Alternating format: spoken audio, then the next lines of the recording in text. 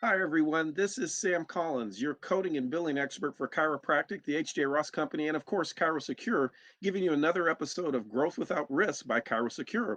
Welcome in. As always, we want to make sure you stay updated. I'm with the H.J. Ross Company, of course, and we do coding and billing seminars as well as a service to help you on a day to day basis. But we also try to give you some help with doing these shows as well. So let's go to the slides. Let's take a look. What is going on for 2021? What are those updates involving? Evaluation and management codes.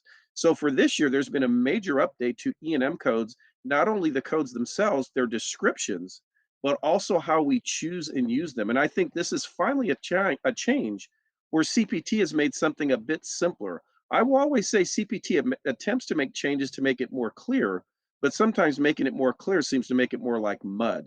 So let's talk about what has gone on for this year that I'm sure you have probably already noticed. The evaluation and management codes that you see here are now defunct. Technically, some of the codes are still there, but this was last year. So I want to clarify some things about this that is confusing. I think many people look and go, how do we choose these codes? Well, let's talk about the codes themselves. E&M, evaluation and management. So that means exam and management means counseling. Well, let's talk about what has not changed. What hasn't changed for this year is this: a new patient will remain still just what it's always been. A new patient is someone brand new or someone you have not seen within 3 years. So that remains unchanged. What is changing though is this. You'll notice these codes always were a bit confusing, I think, to most of us, because you'll notice each of the codes, whether limited, expanded, and so forth, all said this: physicians typically spend 10 minutes face to face with a patient. So when you hear the term typically, what does that really mean? Well, that doesn't mean you have to, but it means it's on average. The difficulty with the way the codes were set before was that the codes you never could use the time. The time was an average and did not matter at all. In fact, I'm sure some of you have had this happen to you. You've gone to a medical provider and he or she is with you all of a few minutes, but yet bills a very high level code. And you think, oh my God, as a chiropractor, I'll spend 45 minutes, but yet I can't bill more than a 202 and 203. So that's always been a downside to these codes because time was not the issue. So what's the same? New patient is still new or 3 years. An established patient, which are these codes, are just simply someone that you've seen within 3 years. And so the complication of this and what's changing is that they're making a dramatic shift of this. Now, I want to highlight this is not a new shift. In fact, I kind of use the Bob Dylan thing here about times are changing with this idea. If you've come to an HJ Ross seminar, and I know many of you have, if you've come to a seminar with me since 2019, I have taught these changes. Now I want to make sure that you know that they have occurred. What's happened, and the reason for it is that E&M codes often had a lot of complications on how to choose them. Let's talk about there was a 50-page manual how to do E&M codes, those so-called documentation guidelines, which meant you had to go through a lot of issues to figure out what is the proper code. By example, a 203 in 2020 required you do at least two organ systems and six bullets from each, or 12 bullets total, which means what are bullets and what are those things? So this is what we had in the old system. Each code was broken down to, oh, here's the organ systems and how many bullets, 1 to 5, 6, 12, or this one, 18. But it was a little more complicated than that because notice this one says two bullets from each of 9 organ systems, which were these. Well, what they've done is they've realized that system was a little antiquated based on what we do now with patients. These newer guidelines now are going to take into account that we're not just going to have to go and do things that we may not be necessary. By example, to do a 99204 or 205 on a musculoskeletal exam in the old system, you had to do a cardiovascular exam. Now, I'm not saying you shouldn't necessarily, but that might be something you would do that really wasn't even needed, but yet you would do all those. So all those bullets and all those guides we had to do are now gone. Why did they do this? Well, what they did was they realized that a lot of providers now have patients that fill out history forms that do it via computer or electronic health record. Or maybe you have a staff person that's a historian that is taking this information. So what it's trying to do is to take away the burden of doing extra work for that. By example, now you can say, I reviewed the history of the patient without repeating it. In the old system, whatever the patient wrote down, you had to kind of redo it. You couldn't refer to it. That's changed. They've also decided to do it not only to decrease the burden, but also to improve payment accuracy based upon what you're really doing with the patient. And I think that's the more important factor now. So the current code set is reflecting the current practices of how medicine is practiced, or for that matter, chiropractic. So here are the new codes. Now, the first thing I will highlight of this is the whole determination of new patient and established patient is exactly the same. Remember, brand new or 3 years, and any re-exam would be, or I should say, established patient would be any patient you're examining and they've been in within 3 years, which is clearly, of course, re-exams. But it could be a patient, maybe they had a car accident. And just because they had a car accident doesn't make them a new patient. So that does not change. But what's immediately evident here is notice the new patient codes. And you'll notice right off the bat, there is no 99201. That code was eliminated, will never be used because it doesn't exist. So now the lowest level code that you can bill for an E&M for a new patient is a 99202. Well, let's look at how they frame these codes. What's different about what they state? And you'll notice right off the bat, it says office or other outpatient visit for the evaluation and management of a new patient. It says which requires a medically appropriate history and examination and straightforward medical decision making. Notice the term medically appropriate.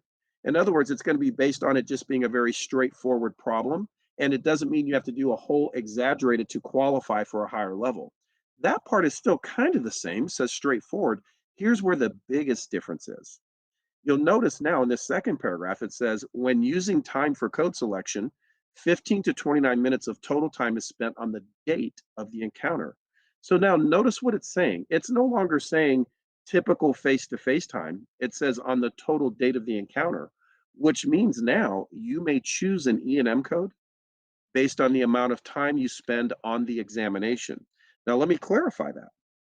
On time of the examination. So by example, let's say you have an electronic health record system where the patient fills out all this data before you see them. It's in the computer.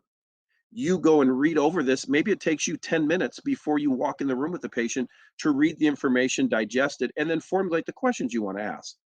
That 10 minutes now counts to the exam. In other words, it could be time before you're with the patient, time you're actually in the room with the patient, but it can even include time after as you're formulating and finishing the notes potentially. So now what you want to start to realize is that it's going to be very important to count time, not only for your therapies that are timed, but now for E&M codes. So a 99202 is going to be very simple. If you spend anywhere from 15 to 29 minutes, you simply qualify. And it won't matter, the level, it's just the time. Now you may wonder, well, what happens if I spend less than 15? Well, there's another way of choosing this code, which is by medical decision making. The lowest level, if the patient literally has one uncomplicated complaint, even if you don't spend 15 minutes, you can still qualify for this code.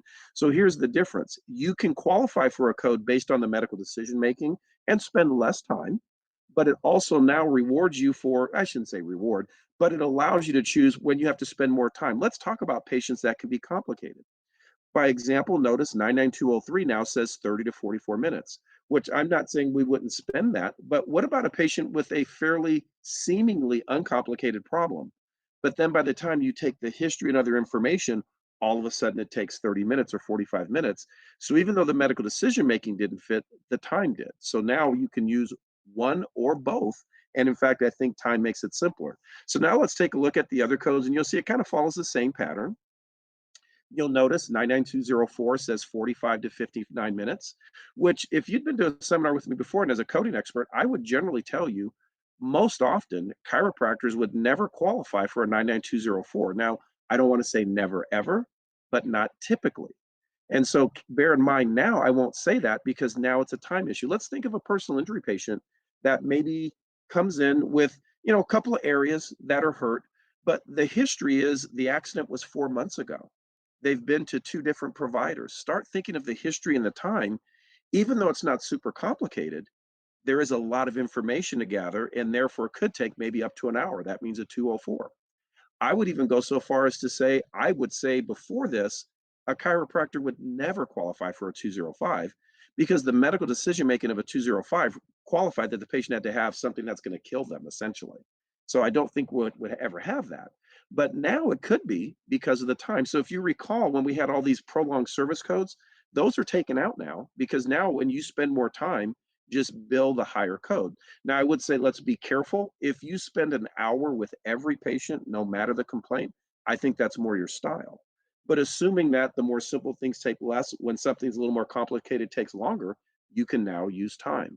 So again, the big difference is you can use time now as the determining factor of the appropriate code. So notice for established patients, you'll notice the same protocols. The one difference here is you'll notice 99211 has no time value. So that's going to be a very low level. In fact, I would say to you, I don't think you're ever going to use that code because that's what I would call a staff or a nurse's code, meaning like a medical office where the patient doesn't even see the doctor, but a staff member takes the BP and then based upon that, the doctor scripts. In a chiro setting, I don't see that because you're always going to see the patient. This doesn't require the presence of the doctor, so I don't think you'll ever run into that issue. However, the other codes make sense: 99212, 10 to 19, 20 to 29, 30 to 39. So now you simply can just think of when you're choosing E&M codes, how much time did you spend with the patient? But let's remember, I'm stating that wrong. I said time with the patient. I want to say time spending to do the evaluation, which could be time before or after. Now, I want to be careful. It doesn't mean the next day, same day. So if you like to do a report of findings the next day, that's fine, but that's not going to count towards the exam. That's just going to be embedded into the visit. So here's what the change kind of did. In the old days, or if you will, last year, it was more about complexity. You had to do a history and the three components: history, physical exam, medical decision making. We had these giant guidelines to follow. Now they said, let's simplify this. History and exam actually are no longer a required element. It doesn't mean you don't do them, but there's no longer some minimum. You can do one of two ways. One of them you'll see here says MDM, which is medical decision making. The other is total time. Well, what is MDM? It's just a warrants of severity. Now, this is a pretty quick, this is not like if you came to our seminar where I can really get into it, but I want to at least give you an introduction. But medical decision making, to make it simple, would be the more complex the complaints, the number of complaints, then you can get to a higher level without it necessarily being a lot of time. By example, let's say you were going to see a cardiologist.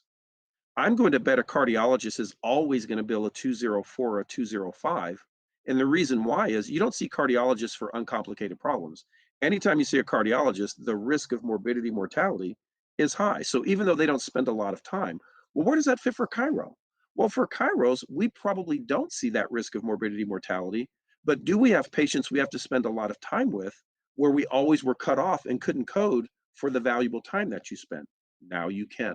So again, you can go with the table of risk, but I'll make it simple. Time now defines the total time. And notice the codes break down pretty straightforward: 15 to 29, 30 to 44, and on each one. Just keep in mind, if you're going to use medical decision making, let's say you have a patient that you only spend 30 minutes with, but it was severe enough with multiple body areas that were chronic, that one probably would qualify for a 204 just based on medical decision making. But I'm going to suggest to get a little more information on what's the number of areas and severity. But think of, again, severity, chronicity is going to lead to the higher. Here's the good news. I think often chiropractors were always a little bit cheated on these codes because often you had patients, you weren't their first doctor. Let's face it, how often are you a person that is seeing someone after they've been other places and they thought, well, I'll just try a chiro? Think of that history for a second. I got to get the history of the original problem.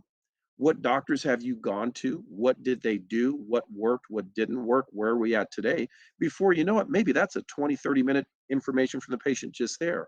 I spent another 15 or 20 minutes doing my evaluation, and then another 10 minutes going through explaining what the patient has, what we're going to do differently, what our treatment plan is. Maybe it's even counseling their family.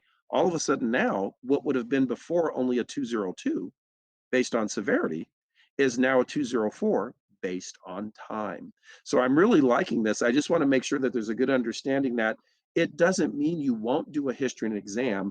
There's just no minimum. It can be time. It should just be simply medically appropriate. And you no longer have to say, I reviewed a number of systems. It's important to do what is necessary, but in the old system, it kind of forced you to do things that you might not otherwise do simply because that's what was required to build that level of exam. Think of it kind of like when you're in college, chiropractic college. Your first exams had to be full exams of someone, which they probably didn't need, but what were we doing it for? To learn how to do it. Well, now we're saying the same thing. You don't have to do a bunch of extra things that are normal. By example, before, doctors would always report things like, oh, the patient is well developed and well nourished. While that still could be an important factor, that's no longer going to be a requirement just to hit certain bullets. By example, doing height and weight may or may not be necessary just to meet bullets. Now it's going to be based on what you can do. So here's what it indicates. Healthcare providers should not interpret this change to mean that documentation of a history and exam is not necessary. It just means that you're going to do what's appropriate and don't have to do some certain level to hit certain points. And again, it's going to be about time. I finally will say this makes our life much simpler, but it does mean do you now just need to start counting the time? Now, what you have to do or what you don't have to do is count it this way. You don't have to say, I spent 15 minutes, reviewing this part of it. Then I spent another 20 minutes interviewing the patient. You can just give a summary. You can say there were 49 minutes spent on reviewing the patient's history of present illness, their review of systems, their examination, and treatment plan, and I spent 49 minutes. Now, stating that, that can't be the only thing in the file, but it can be referencing other areas. Here's the good news. You don't have to rewrite all this stuff. You can indicate you reviewed it, and that would be adequate because it's already part of the file. I always thought that was crazy. Someone writes this history form, then you almost have to rewrite it in your notes. No longer is that required. Just indicate that you've done that. Now, I tried to give you that in a thumbnail. Obviously, there's a lot more to that. I'm going to recommend probably you're going to have to do a little bit more. I would suggest we do seminars that make your life easy. Come take a seminar with us. They're all online and continuing education. Pick the date that fits best for you. But we also offer a service we'll call the network. Allow us to give you a chance to get paid. Our role at ChiroSecure and HJ Ross is to make your office work, make it easy, make it compliant. Give me a chance to be part of your office. We offer a service we call the network. And what our network is it just a hotline where when you join, I become part of your office. So what I'd like you to do, if you can, take your phone out right now. When you open up your phone, open your camera, just scan that, and it's going to take you right to our site where you can see what we offer. And if you have any questions about it, you are welcome to call us to say, hey, I want to get more information. Here's what the service is. When you join, you could call me and say, hey, Sam, I need a code for someone has Harrington rods in their back. I just had that question. Or I have a personal injury that's cutting my money off. We're here to help. We want to make sure that you're doing things correctly, but also to do it properly to be paid. When's the last time you went through your fee schedule? When's the last time you looked to see what is allowed? Hey, what about the new Medicare fee schedule? We give you all that information just by being part of our service. So I'm going to say thank you to ChiroSecure. Thank you for giving me the opportunity to spend with you. Obviously, this is going to give you a thumbnail, but get you on your way. To get more data, come and see me. My email is at the front as well. And so I will say with that, thank you everyone for spending time. And tune in next week. The host will be Janice Yu. So again, thank you. And ChiroSecure, you're the best. Let's keep everyone profitable. See you next time.